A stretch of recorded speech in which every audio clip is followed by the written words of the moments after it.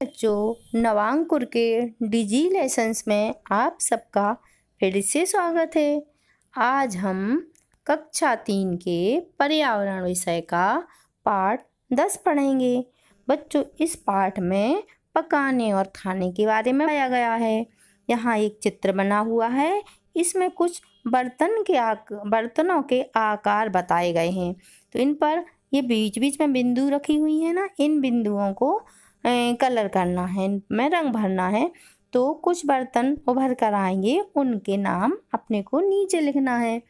तो हमने कुछ बर्तन के नाम नीचे लिख दिए हैं, क्योंकि कुछ वस्तुएं तो पका कर खाई जाती हैं और कुछ कच्ची ही खाई जाती हैं। तो कच्ची खाने वाली चीज़ों के लिए तो पकाने वाले बर्तनों की आवश्यकता होती नहीं है, लेकिन जो पकाते हैं उनके लिए तो बर्तन की आवश्यकता होती है, पकाने वाले बर्तनों की। तो यहाँ कुछ हमने यहाँ नाम लिख दिए हैं और कुछ नाम आपको अपने आप से ड्राइंग करके कलर करके खुद ही लिखना है, ठीक है। तो जिन के नाम हमने लिखे हुए हैं वह है कढ़ाई, चम्मच, लोटा, कटोरा, तवा, ढक्कन, कुकर, थाली। ये नाम हमने लिख दिए हैं और बाकी नाम अब आप खुद लिखेंगे। अब यहाँ हमने चित्र में खाना पकाने के कई बर्तन तो ढूंढ ही लिए हैं ना, और इनके अलावा भी अगर हम घर में कुछ और बर्तनों का इस्तेमाल करते हैं तो उनके नाम भी हमें यहाँ लिखना है। तो घर में तो बहुत सारे बर्तन होते हैं, तो कुछ बर्तनों के नाम हमने यहाँ फिर से लिख दिए हैं, जैसे चिमटा, थाली, कप, सुराही, केतली, लोटा, ग्लास, कटोरी, चम्मच। आप यहाँ बताना है कि बर्तन किन किन चीज़ों के बने होते हैं। तो बच्चों, बर्तन तो बहुत सी धातुओं के बने होते हैं, मिट्टी से भी बने होते हैं, जैसे पीतल, आजकल स्टील बहुत चल रहा है, स्टील, लोहा, लोहे की कढ़ाई वगैरह बनती हैं। और बहुत पहले पीतल के बर्तन चलते थे, आपके घर में होंगे पर बहुत कम होंगे। स्टील के बर्तन बहुत ज़्यादा होंगे, लोहे के बर्तन भी कम ही होंगे। और मिट्टी के बर्तन जैसे कि सुराही, मटका, जो अपन गर्मियों में पानी भरने के लिए हम इस्तेमाल करते हैं, है ना। और तांबे के बर्तन भी होंगे, भगवान के लिए जो अपन इस्तेमाल करते वो तांबे के बर्तन होते हैं, ठीक है। अब हमको अपने बुजुर्गों से पता करना है कि पहले किस तरह के बर्तन ज़्यादा काम में लाते थे तथा वे किस चीज़ के बने होते थे। तो बच्चों, ये आपको पूछना है अपने बुजुर्गों से, मतलब दादा दादी या नाना नानी से, ठीक है। अब यहाँ नीचे हम खाने की हर चीज़ तो पका कर नहीं खाते, कुछ चीज़ों को हम कच्चा खाते हैं और कुछ चीज़ों को पका कर खाते हैं, और कुछ चीज़ों को हम दोनों तरह से ही खा लेते हैं, जैसे उसे पका भी लेते हैं और कच्चा भी खा लेते हैं। तो यहाँ नीचे ये तालिका बनी हुई है, तीनों प्रकार की लिखना है। यहाँ कच्ची खाने वाली चीज़ों के नाम भी लिखना है, पका कर खाई जाने वाली चीज़ों के नाम भी लिखना है, और दोनों तरह से खाने वाली चीज़ों के नाम भी लिखना है। तो पहले हम लिख रहे हैं कच्ची खाने वाली चीज़ों के नाम। तो ये हैं टमाटर, सलाद, सलाद में सारी चीज़ें मिक्स हो जाती हैं, जैसे टमाटर भी मिला लेते, मूली भी मिला लेते, हरी मिर्ची भी मिला लेते, हरी धनिया भी मिला लेते, गाजर भी, बहुत सारी चीज़ें। तो मूली, टमाटर, ककड़ी इस तरह से कच्ची खाने वाली हुई। अब पका कर खाने वाली चीज़ें हैं दाल, चावल, पोहा, सब्जी, रोटी। अब दोनों तरह से खाने वाली चीज़ें ये हैं टमाटर, प्याज, मूंगफली, गोभी, मटर, ठीक है ना। अब आगे यहाँ हम बताया गया है यहाँ कि आपने रोटी बनते तो देखी ही होगी, कितने काम करने पड़ते हैं रोटी बनाने के लिए।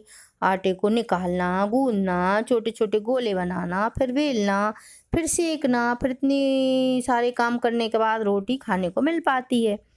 अब आपको रसोई में जाकर किसी एक चीज़ को पकते देखना है, जैसे, और उसे पकाने के लिए क्या क्या किया गया है क्रम से लिखना है, किसी भी क्रम को लिखना मत भूलना।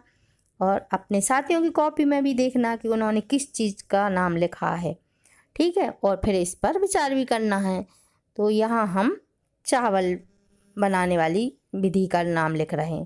तो चीज़ का नाम लिखा हमने चावल।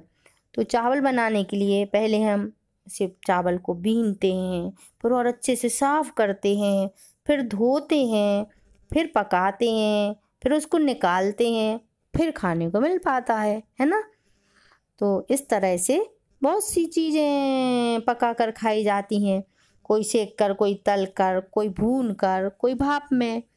तो और बहुत सारी चीज़ें होती हैं पकाने की, तो पकाने के तरीके बहुत सारे होते हैं, किसी भी तरह से चीज़ को पकाकर खाया जा सकता है। तो यहाँ ये नीचे एक तालिका और बनी हुई है, उसमें पकाने के तरीके का नाम लिखना है और वहाँ जिन जिन तरीके जो जो तरीके दिए गए हैं उन चीज़ों के नाम भी लिखना है। तो यहाँ लिखा हुआ है भून कर, उबाल कर, तल कर, सेक कर, और हमने दो अलग से लिख दिए हैं भाप से और छौंक लगाकर। तो चलिए अब हम इन चीज़ों के नाम भी लिखते हैं। भून कर खाते हैं चना, भुट्टा। उबाल कर चावल और दाल। तल कर समोसा, कचौड़ी और भी बहुत सी, पूरी, भजिए और भी बहुत सारी चीज़ें। सेक कर रोटी, बाटी। भाप से इडली, खमण। छौंक लगाकर सब्जी, कढ़ी, है ना। और भी आप बहुत सारी चीज़ें अपने मन से लिख सकते हैं। हमने यहाँ दो दो चीज़ों के नाम लिख दिए हैं, आप अपने मन से और भी बहुत कुछ लिख सकते हैं, है ना। इस तरह से ये हुआ। अब आगे यहाँ आपके घर में भोजन किस पर पकाया जाता है उसका चित्र आपको कापी पर बनाकर लिखना है, नाम भी लिखना है। ये आपका होमवर्क हुआ, जो बीच बीच में हम आपको बताते जा रहे हैं उसको आप होमवर्क के रूप में करना है आपको। और नीचे दिए गए चित्रों को पहचान कर उनके नाम लिखना है और उनको जलाने के लिए क्या क्या इस्तेमाल होता है उससे उसका मिलान करना है। ये एक तरह से ये जोड़ियाँ हुई। तो ये जोड़ियाँ हैं। तो देखिए, अब पहले है मिट्टी का तेल, इसका इस्तेमाल स्टोव में होता है। ये स्टोव बहुत पहले चलते थे, शायद किसी के घर में हो। दूसरा है कोयला। ये देखिए एक सिगड़ी बनी हुई है कोयले की, पहले सिगड़ी पर कोयला जलाते थे फिर खाना बनाते थे। फिर तीसरा है बिजली। तो बिजली देखो, यहाँ एक हीटर लगा हुआ है, स्विच है और ये तार लगे हुए हैं, बोर्ड लगा हुआ है। तो बिजली का इस्तेमाल इधर हीटर में होता है। फिर लिखा हुआ गैस। तो देखिए यहाँ गैस स्टोव और गैस सिलेंडर रखा हुआ है, तो गैस का उपयोग इस सिलेंडर में होगा तो ये गैस चूल्हा चलेगा। फिर है धूप। तो धूप से क्या जलता है, ये देखो यहाँ सोलर कुकर रखा हुआ है, तो ये धूप से चलता है। इसमें दाल, चावल, बाटी, आलू उबल सकते हैं, इस तरह से इसमें काम होता है। फिर लिखा हुआ है लकड़ी। तो देखिए, और नीचे लिखा हुआ उपले। लकड़ी और उपले दोनों का उपयोग चूल्हे के लिए होता है।